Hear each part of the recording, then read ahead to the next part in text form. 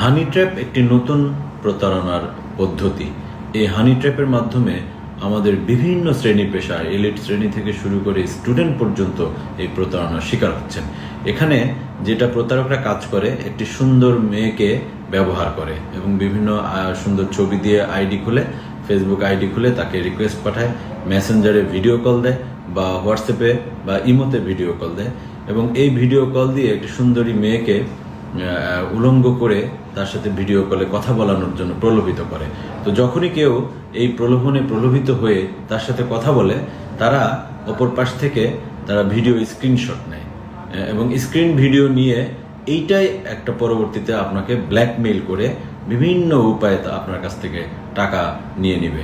এই জন্য পারতপক্ষে পরিচিত ছাড়া কারো video call, audio call receive করবেন না এবং কোনো অপরিচিত কোনো মেয়ের সাথে আপনি ভিডিও কলে কথা বলবেন না।